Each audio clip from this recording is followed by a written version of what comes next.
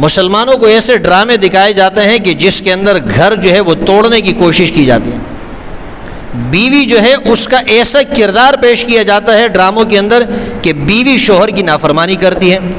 لوگوں کو دکھایا جاتا ہے ڈراموں کے اندر کہ دیکھو بیوی کس طریقے سے اپنے شوہر کو جواب دیتی ہے. بیوی شوہر سے ڈراموں میں کہتی ہے میں آپ کی غلام نہیں ہوں, میں آپ کی نوکرانی نہیں ہوں, آپ کی ملازمہ نہیں ہوں, آپ کے لیے کپڑے دھوؤں گی, آپ کے لیے کھانا پکاؤں گی, آپ کے لیے میں روٹی پکاؤں گی, اپنے لیے تیار لے کر آؤ, اپنے لیے کوئی ملازمہ رکھ لو.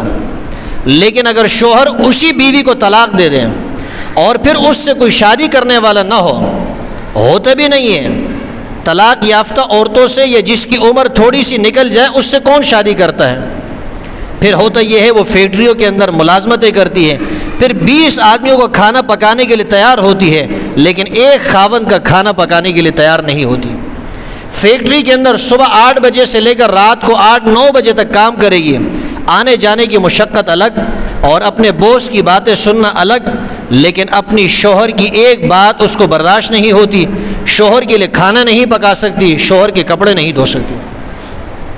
میرے ایک دوست ہے, اس کی 2 شادیاں ہیں, 2 اس کی بیویاں ہیں, لیکن وہ اپنے کپڑے دھوبی کے پاس لے کے جاتا ہے.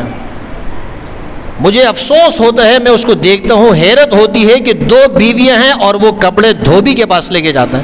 ایک تو یہ کہ اللہ نے کسی کو دولت اتنی زیادہ دی ہے کہ اس نے ملازمائیں بھی رکھی ہوئی ہے, نوکرانیاں بھی رکھی ہوئی ہے, چلو ان کے بھی روزگار لگ گیا ہے, دھوبی کو دے رہا ہے کپڑے, اس کے بھی روزگار کیا لگ گیا ہے. ایک آدمی جو ہے وہ مہینے کے اندر 60,000 روپے کماتا ہے, 2 اس کی بیویاں ہیں اور بیویاں اس کو کپڑے دھو کر نہیں دیتی ہے, کھانا پکا کر نہیں دیتی ہے. یہ اس کے لیے افسوس کی بات ہے. تو ہمیں چاہیے کہ معاشرے کے اندر اپنے بچوں کی, اپنی بیٹیوں کی, اپنے بیٹوں کی تربیت کریں. تربیت نہیں کریں گے یہی ہماری اولاد ہمارے لیے وبال جان بن جائے گی. ہائی کورٹ کے اندر میری ایک وکیل سے ملاقات ہوئی.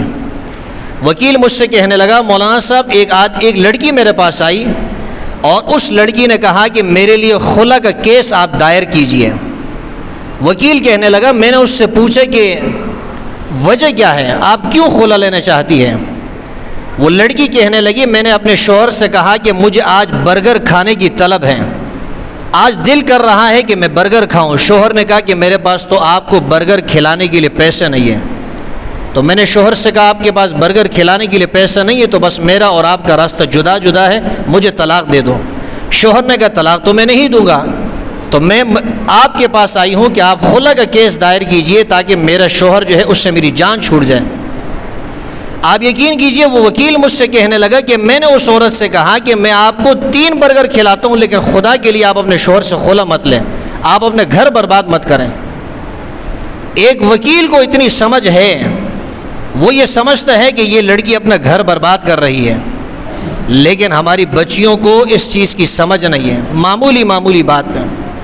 اور ہاں کہیں ایسا بھی ہوتا ہے کہ شوہر بھی اتنے ظالم نکل آتے ہیں کہ بچیوں کا ان کے ساتھ زندگی گزارنا کو عذاب سے کوئی کم نہیں ہوتا.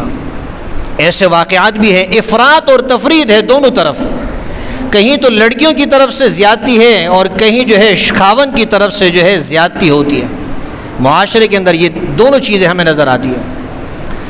میں ایک ایسی خاتون کو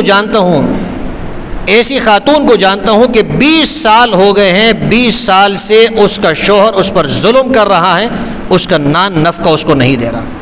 20 سال ہو گئے. ایسے ظالم خاوند بھی موجود ہیں اور ایسی لڑکیاں بھی موجود ہیں, معمولی بات پہ جو ہے وہ ناراض ہو کے چلی جاتی ہیں.